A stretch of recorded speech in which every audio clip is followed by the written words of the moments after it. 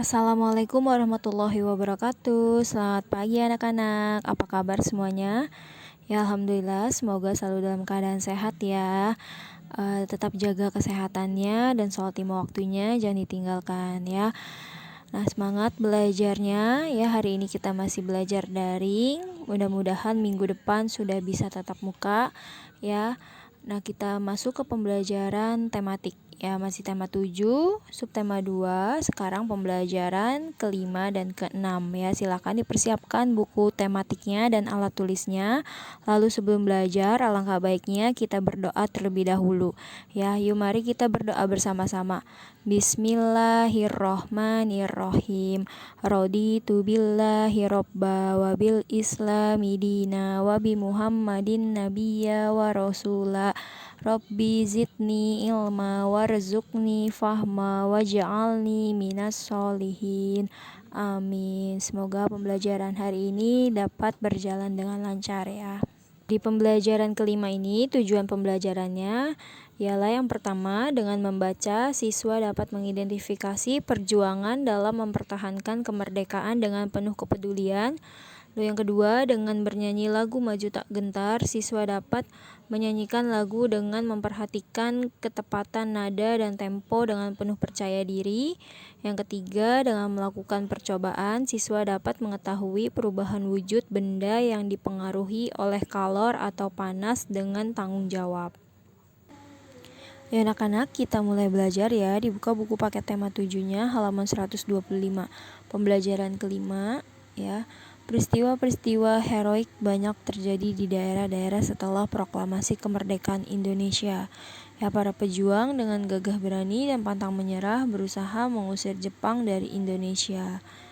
Semangat dan sukacita menyambut proklamasi kemerdekaan sangat terasa di seluruh penjuru Indonesia. Ya, semangat tersebut diikuti oleh keinginan yang kuat untuk mengusir Jepang dari Indonesia. Seberapapun kuatnya tentara Jepang yang dipersenjatai lengkap dan modern, tidak menyurutkan nyali dan tekad pejuang-pejuang Indonesia. Ya, dengan gagah berani dan jiwa pantang mundur yang berkobar-kobar, pejuang-pejuang Indonesia terus menentang dan melakukan berbagai macam perlawanan terhadap Jepang. Nah, ayo rasakan semangat gagah berani dan pantang mundur para pejuang Indonesia dengan menyanyikan lagu Maju Tak Gentar. Nah, di halaman 126 ini ada lirik lagu Maju Tak Gentar ya, ciptaan C. Simanjuntak. Nah, lagu Maju Tak Gentar ini ya dimaksudkan untuk membangkitkan semangat untuk membela tanah air. Ya, lagu Maju Tak Gentar memiliki nilai-nilai kepahlawanan ya. Lagu ini menggambarkan keberanian rakyat dengan perlengkapan yang seadanya melawan Belanda yang bersenjata lengkap dan modern. Ya, lagu Maju Tak Gentar ini memiliki tempo marsia, yaitu agak cepat ya, seperti orang berbaris. Nah, kalian pasti sudah bisa ya menyanyikan lagu Maju Tak Gentar ciptaan C. Simanjuntak. Ya, kalian bisa nyanyikan lagu Maju Tak Gentar tersebut ya. Nah, ketika kalian menyanyikan lagu Maju Tak Gentar, maka kalian akan terbangun semangatnya ya, seperti semangat para pejuang dahulu melawan penjajah. Gerak pola lantai sesuai irama lagu ya. Salah satu tari tradisional Indonesia adalah tari Jaran Kepang. Nah, tari Jaran Kepang ini merupakan tari yang berasal dari daerah Jawa ya. Tari Jaran Kepang biasanya ditampilkan bersama dengan Reog Ponorogo. Nah, tari Jaran Kepang mengisahkan tentang rakyat yang sedang berperang untuk merebut kekuasaan dengan menunggangi kuda dan memegang senjata di tangannya. Nah, ya ini tari Jaran Kepang ini menggunakan pola lantai melingkar. Ya, selanjutnya kita ke muatan SBDP, mempresentasikan informasi penting teks narasi sejarah. Ya. Nah, mempresentasikan berarti menyampaikan kembali informasi menggunakan bahasa kalian sendiri. Ya, informasi dari teks dikelompokkan dengan menggunakan kata tanya 5W 1H terlebih dahulu. Lalu setelah itu barulah kita dapat menyusun hasil pengelompokan tersebut ke dalam sebuah paragraf baru. Ya. Nah, dalam menyusunnya kita harus memperhatikan penggunaan kata baku serta kalimat efektif yang tepat. Sejak pembacaan teks proklamasi oleh Soekarno-Hatta, gaung proklamasi terdengar di mana-mana. Namun belum lama menikmati kemerdekaan, bangsa Indonesia sudah dihadapkan dengan perjuangan mempertahankan kemerdekaan. Ya, perjuangan itu dikarenakan Belanda ingin menjajah Indonesia lagi. Belanda datang ke Indonesia dengan membonceng tentara sekutu pimpinan Inggris. Ya, akibatnya pertempuran terjadi di mana-mana, korban pun banyak berjatuhan. Nah, perjuangan mempertahankan kemerdekaan. Ya, ketika bangsa Indonesia memproklamasikan kemerdekaannya, banyak pihak asing yang tidak menyetujuinya. Ya, pihak-pihak asing tersebut antara lain sekutu, ya, terutama Belanda dan Inggris. Demikian pula dengan Jepang. Banyak tentara Jepang yang masih tersisa di Indonesia belum mengetahui jika mereka telah kalah dan menyerah kepada sekutu. Mereka juga belum tahu jika bangsa Indonesia telah merdeka. Ya, Belanda datang kembali ke Indonesia dengan membonceng Inggris. Inggris merupakan perwakilan sekutu di Asia Tenggara. Ya, tentara Inggris ini diberi nama Afney di bawah pimpinan Jenderal Sir Philip Christison. Ya, Inggris bertugas melucuti senjata tentara Jepang yang masih ada di Indonesia serta membebaskan tawanan perang sekutu. Nah, kedatangan Inggris yang ternyata juga diboncengi tentara sipil Belanda yang disebut Nica, ya, ditentang oleh rakyat dan pemerintah Indonesia. Mereka tidak menghormati kedaulatan bangsa Indonesia. Perlawanan rakyat terjadi di mana-mana. Perjuangan rakyat dalam rangka mempertahankan kemerdekaan Indonesia dilakukan dengan dua cara, yaitu perlawanan fisik dan diplomasi. Ya, perlawanan fisik dilakukan dengan kontak senjata. Adapun perjuangan dengan diplomasi dilakukan melalui meja-meja perundingan. Ya, nah, perlawanan fisik dilakukan di berbagai daerah, yaitu antara lain yang pertama pertempuran 10 November 1945 di Surabaya. Ya, yang kemudian setiap tanggal 10 November ini diperingati sebagai Hari Pahlawan. Ya, berawal dari tewasnya Jenderal Malabi, pimpinan sekutu. Adapun tokoh yang terlibat dalam pertempuran 10 November ini adalah Bung Tomo, Gubernur Suryo, dan Kolonel Sungkono. Ya, lalu yang kedua yaitu Palagan Ambarawa. Ya, terjadi pada tanggal 15 Desember 1945 di Ambarawa, Jawa Tengah. Kemudian setiap tanggal 15 Desember diperingati sebagai Hari Infanteri Nasional. Ya, insiden ini bermula dari sekutu mempersenjatai tawanan yang sudah dibebaskan. Sekutu juga membebaskan orang-orang Belanda secara sepihak. Adapun tokoh yang terlibat dalam peristiwa ini yaitu antara lain Kolonel Isdiman dan Kolonel Sudirman. Lalu yang ketiga yaitu peristiwa perlawanan Bandung Lautan Api. Ya, nah ini terjadi pada tanggal 23 Maret 1946. Ya, insiden ini bermula dari ultimatum sekutu meminta senjata yang diperoleh dari tentara Jepang untuk diserahkan kepada sekutu. Ya, namun rakyat Bandung menolaknya, bahkan membakar kota Bandung agar tidak dikuasai sekutu. Nah, tokoh yang terlibat yaitu antara lain Muhammad Toha, Abdul Haris Nasution, dan Suryadi Suryadharma. Lalu yang keempat itu ada Medan Area. Ya, terjadi pada tanggal 10 Desember 1945 karena orang-orang Belanda menginjak-injak bendera merah putih. Ya, tokoh yang terkenal adalah Ahmad Tahir. Nah, yang kelima, serangan umum 1 Maret 1949 di Yogyakarta. Ya, peristiwa ini dipicu Belanda yang menduduki kota Yogyakarta dan mempropagandakan bahwa TNI telah hancur. Tokoh yang terlibat antara lain Letkol Soeharto dan Sultan Hamengkubuwono IX. Ya, nah itu tadi perlawanan fisik. Nah, selanjutnya perjuangan secara diplomasi juga dilakukan dari perundingan satu ke perundingan yang lain, yaitu yang pertama ada perundingan Linggarjati. Ya, nah diadakan pada tanggal 10 November 1946 di Linggarjati, Cirebon, Jawa Barat. Nah, dalam perundingan ini Indonesia diwakili oleh Sultan Syahrir dan Belanda diwakili oleh Profesor Schermerhorn ya. Nah, hasil perjanjian ini yaitu sebagai berikut. Yang pertama, Belanda hanya mengakui kekuasaan Republik Indonesia atas Jawa, Madura, dan Sumatera. Lalu negara Indonesia Serikat terdiri dari negara Republik Indonesia, negara Indonesia Timur, dan negara Kalimantan. Ya, serta negara Indonesia Serikat dan Belanda merupakan satu uni dengan nama Uni Indonesia Belanda yang diketuai Belanda. Namun Belanda mengingkari perjanjian ini dan melancarkan agresi militer Belanda I pada tanggal 21 Juli 1947. Lalu yang kedua itu ada perjanjian Renville. Ya, nah perjanjian Renville diadakan pada tanggal 17 Januari 1948 ya di atas kapal USS Renville milik Amerika Serikat. Nah, ini isi perjanjiannya yaitu yang pertama, Belanda hanya mengakui daerah Republik Indonesia atas Jawa Tengah, Yogyakarta, sebagian kecil Jawa Barat, dan Sumatera. Lalu semua pasukan RI harus ditarik mundur dari wilayah-wilayah yang diduduki Belanda. Lalu Belanda tetap berdaulat di seluruh wilayah Indonesia sampai diserahkan kepada Republik Indonesia Serikat atau RIS ya, yang akan segera dibentuk.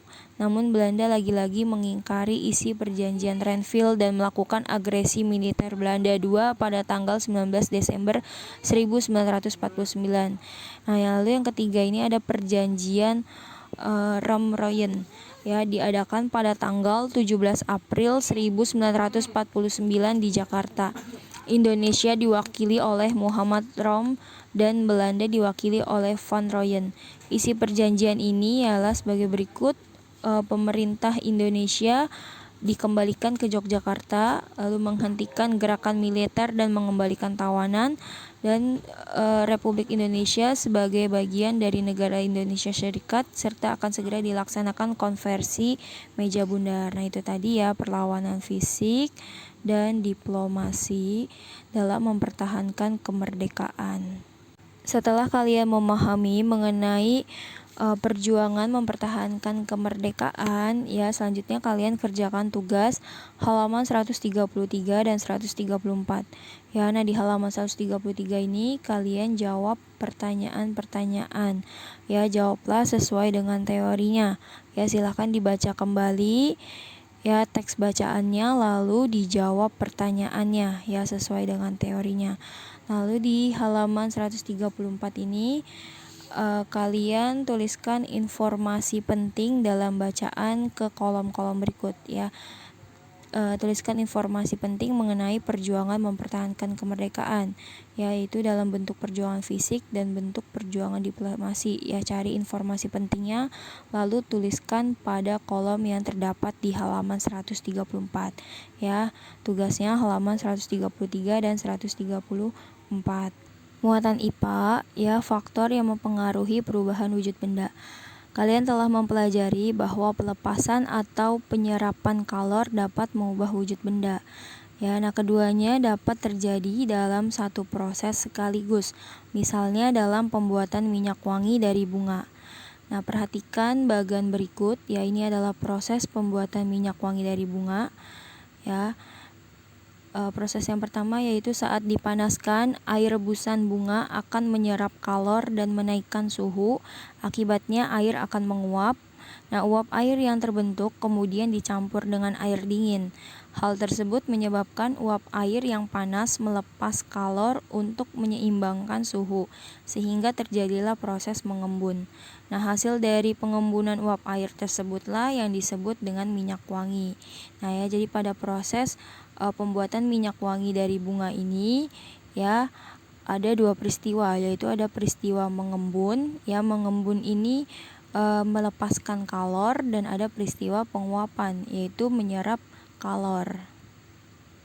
Kalor dapat mengubah suhu dan mengubah wujud benda ya. Nah, pada pembelajaran yang lalu telah kita buktikan melalui percobaan bahwa kalor dapat mengubah wujud benda melalui peristiwa mencair ya. Sekarang kita akan buktikan lagi kemampuan kalor mengubah wujud benda melalui peristiwa penguapan. Ya, penguapan adalah peristiwa perubahan wujud dari cair menjadi gas melalui penyerapan kalor.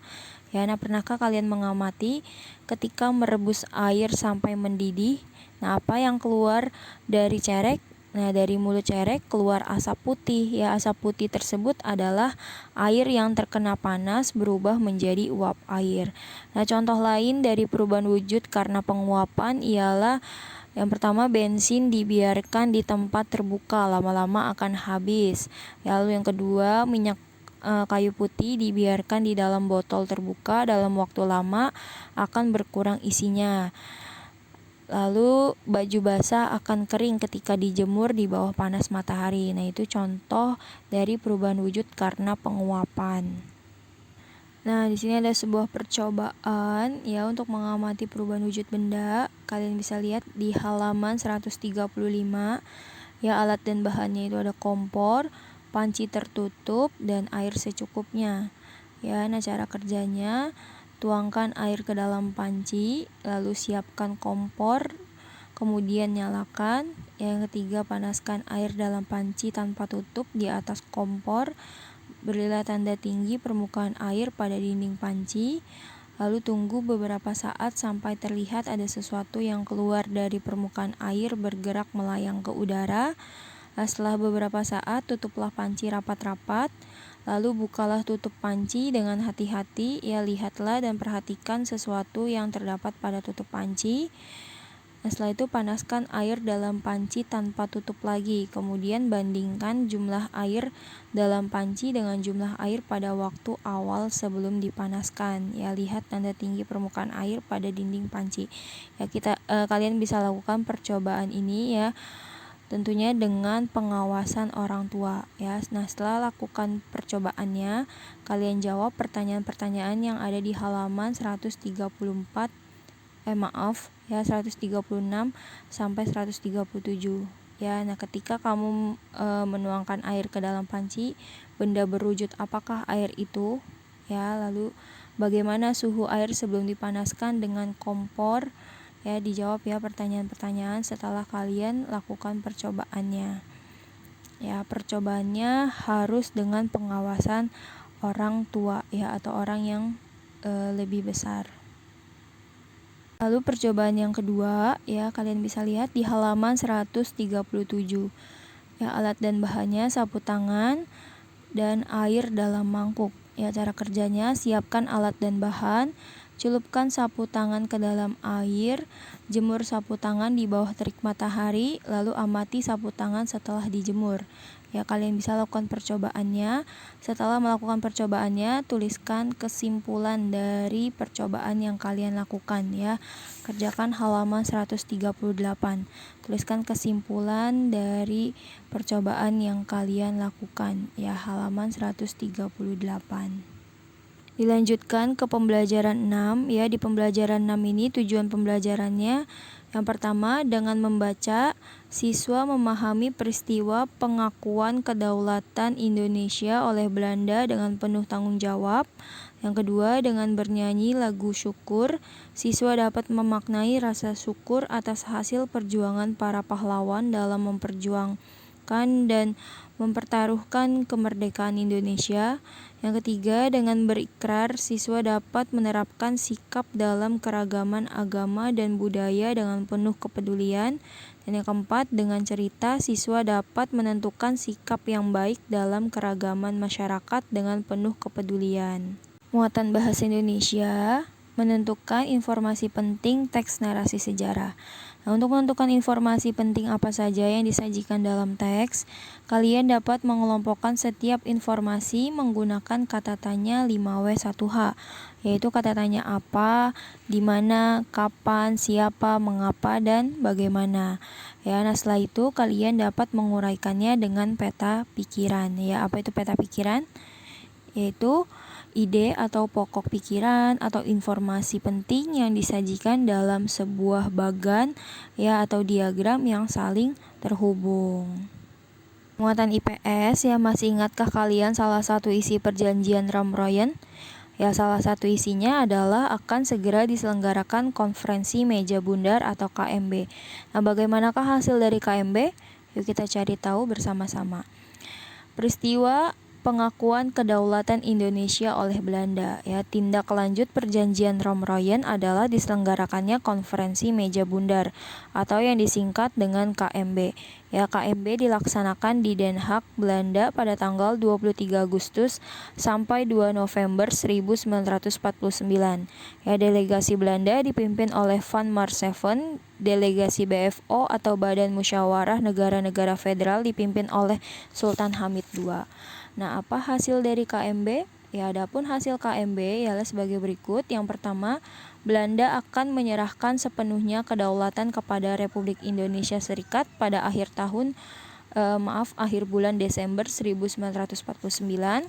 Yang kedua, penyelesaian masalah Irian Barat ditunda setahun kemudian setelah penyerahan kedaulatan pada Republik Indonesia Serikat. Yang ketiga, Republik Indonesia Serikat dan Belanda membentuk uni yang dipimpin oleh Ratu Belanda berdasarkan kerjasama sukarela dan sederajat.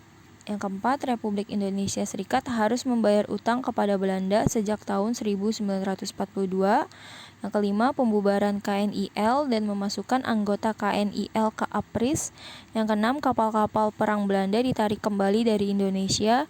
Yang ketujuh, konstitusi Republik Indonesia Serikat dipermaklumkan kepada kerajaan Belanda. Nah, itu hasil KMB ya.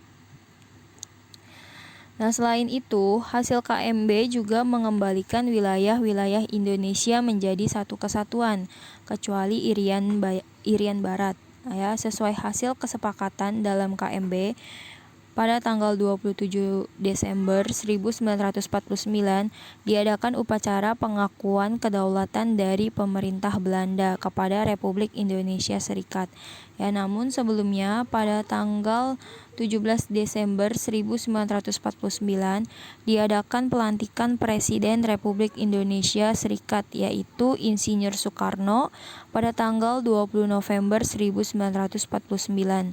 Dr. Handes Muhammad Hatta dilantik sebagai Perdana Menteri Republik Indonesia Serikat. Nah, pengakuan kedaulatan Indonesia dilaksanakan di Belanda dan di Indonesia. Ya, wakil Indonesia yang menandatangani pengakuan kedaulatan di negeri Belanda adalah Dr. Handes Muhammad Hatta dan wakil dari Belanda adalah Ratu Juliana. Ya, adapun proses penandatanganan di Indonesia, pihak Belanda diwakili oleh Loving dan wakil Indonesia adalah Sultan Hamengkubuwono IX.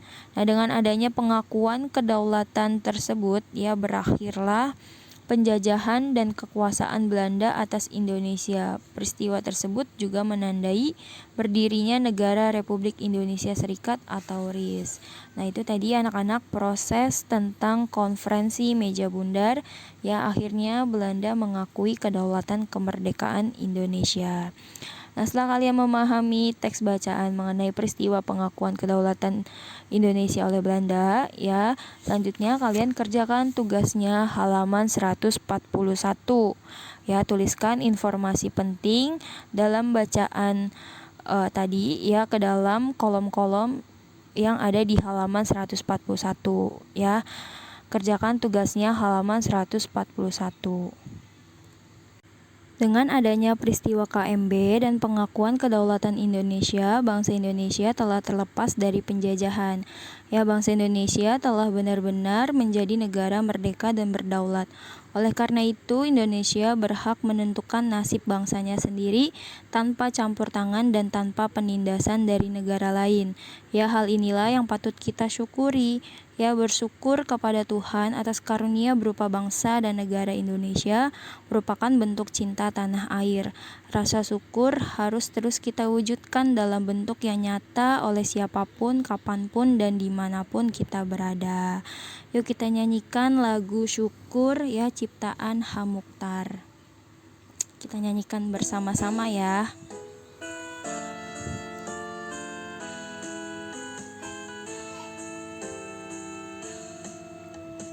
Dari yakinku teguh hati ikhlasku penuh akan karuniamu. Tanah air pusaka Indonesia merdeka, syukur aku sembahkan kehadiratmu Tuhan. Ya, gimana setelah menyanyikan lagu syukur? Ya, lagu syukur ini bertangga nada diatonis minor ya anak-anak. Nah, lagu syukur ini menunjukkan rasa terima kasih sebagai bangsa Indonesia yang tulus ya atas karunia Tuhan yang memberikan tanah air. Ya, lagu ini dimaksudkan sebagai pengakuan rakyat Indonesia ya bahwa atas kebesaran Tuhan dan kemurahan hatinya bangsa Indonesia diberikan bumi pertiwi ini ya, maka ucapan syukur yang disembahkan kehadiratnya mesti senantiasa dilakukan oleh semua anak bangsa Indonesia. Ya, nah setelah kalian menyanyikan lagu syukur ya, selanjutnya kalian kerjakan tugas halaman 144. Ya, nilai yang sesuai dengan jiwa dan sikap pahlawanan pada lagu syukur adalah kalian isi ya pada kolom yang terdapat di halaman 144. Lalu sebagai generasi sekarang, apa yang harus kita lakukan untuk mewujudkan rasa syukur sebagai bentuk cinta tanah air? Ya, kalian jawab pertanyaannya ya. Tuliskan pada kolom yang terdapat di halaman 144. Dikerjakan tugasnya ya anak-anak. Bersyukur sebagai negara merdeka harus terus kita wujudkan dalam setiap kesempatan ya, kapanpun dan dimanapun. Rasa syukur sebagai bentuk cinta tanah air dapat kita lakukan dengan berbagai hal. Salah satunya dengan menjaga persatuan dan kesatuan dalam keberagaman bangsa. Nah, anak-anak dari berbagai penjuru Nusantara saling bertemu dan berkenalan di Jakarta pada tanggal 14 sampai 18 Oktober 2003. Ya, mereka mengadakan konferensi. Ya, konferensi adalah rapat untuk bertukar pendapat mengenai suatu masalah yang dihadapi bersama. Nah, semua anak menyadari bahwa mereka berbeda, tetapi mereka mempunyai tekad yang sama, yaitu perbedaan bukanlah alasan untuk bertengkar antara satu dan yang lainnya. Ya, bahkan mereka berhasil menyusun sebuah kesepakatan tentang cara menyikapi keragaman bangsa. Nah, kesepakatan tersebut mereka beri judul berteman dalam keragaman. Nah, ini ada hasilnya ya, hasil konferensi berteman dalam keragaman. Yang pertama yaitu tentang keragaman agama. Ya, kami tahu perbedaan agama janganlah dijadikan alasan terjadinya pertengkaran dan perpecahan. Bertegur sapa, senyum dan adil harus dilakukan kepada siapapun walaupun berbeda agama. Ya, agama itu mengajarkan kebaikan. Perbedaan agama itu anugerah dari Tuhan karena di sanalah kita bisa mengisi, saling berbagi dan saling menolong. Ya, untuk itu di rumah kami bisa berbagi cerita tentang keragaman agama kepada adik, kakak, ayah, dan ibu, memperkukuh iman dengan menjalankan ibadah yang kami anut dengan sebaik-baiknya, dan tetap percaya pada agama yang kami anut sepenuhnya dengan tetap bertoleransi pada agama lain agar persatuan antar umat beragama tetap terjaga. Nah, di sekolah kami bisa tidak mempermasalahkan agama yang dianut dengan teman-teman. Ya, tidak bertengkar hanya karena agama, memberikan kesempatan teman-teman melakukan ibadah. Nah, bertegur sapa dan senyum dengan semua teman meskipun berbeda agama, ya, mendamaikan teman yang berselisih karena perbedaan agama, dan berteman dengan siapapun dengan latar belakang agama yang berbeda sekalipun. Lalu hasil yang kedua yaitu tentang keragaman budaya. Kami tahu Indonesia memiliki suku dan budaya yang beragam, bahwa setiap budaya memiliki ciri tersendiri. Ya, tiap daerah mempunyai senjata tradisional, rumah adat, tarian, pakaian, permainan, dan makanan yang wajib kami hargai dan hormati. Ya, pengetahuan kami tentang kebudayaan orang lain masih sangat terbatas. Kami pun belum begitu jelas tentang kebudayaan milik daerah sendiri. Kami tahu ada masalah, orang lebih senang membanggakan daerah sendiri. Orang sering merasa budayanya paling baik. Orang sering merasa daerahnya punya kelebihan lebih baik dari yang lain. Padahal beragam itu indah, sebab jika semua daerah sama tidak akan menarik. Ya, untuk itu di rumah kami bisa belajar dan bermain dengan teman dan sahabat pena dari macam-macam daerah, berlatih menari macam-macam tarian seperti kecak, gending, Sriwijaya, tari baris, serimpi. Ya, belajar bersama ayah, ibu, adik atau kakak melalui radio, TV dan buku, mengajak tetangga untuk bermain congklak, petak umpet, engklek, enggrang, gobak sodor dan permainan lainnya, mengajak teman yang baru pindah dari daerah lain untuk bercerita dan bermain bersama, dan mengajak bermain dan belajar bersama teman yang cacat. Nah, di sekolah kami bisa mengajak teman untuk tidak mengatakan ih terhadap budaya lain, meminjam buku dari perpustakaan tentang macam-macam budaya, membaca cerita-cerita daerah dan bermain dengan teman-teman, ya, dan mengajak teman untuk menyapa dan bermain dengan teman baru. Yaitu tadi hasil dari konferensi anak yang ada di Jakarta. Nah, sekarang kerjakan tugasnya ya, halaman 147 sampai 148. Ya, kalian belajar dari masalah yang terjadi di sekitar kalian dalam kehidupan sehari-hari. Ya, ini kalian pecahkan ya, berikan pendapat kalian tentang permasalahan yang di atas ya. Kalian kerjakan tugasnya di halaman 147. Lalu di 148 ini kalian kerjakan ayo renungkan. Ya, betapa kaya dan beragamnya bangsa Indonesia, sungguh suatu keajaiban di mana sebuah bangsa yang sangat besar dan beragam ini bisa utuh dan bersatu. Lalu apakah keragaman budaya tersebut bisa kekal dan persatuan tersebut bisa terjaga terus? Nah, itu menjadi tanggung jawab kalian sebagai generasi penerus bangsa. Ya, di pundak kalian ada tugas besar untuk melestarikan dan mengembangkan unsur-unsur budaya tersebut tetap lestari di bumi Indonesia. Nah, bagaimana cara kalian melakukannya ya? Tuliskan pada kolom yang terdapat di halaman 148. Kerjakan tugasnya halaman 147 dan 148.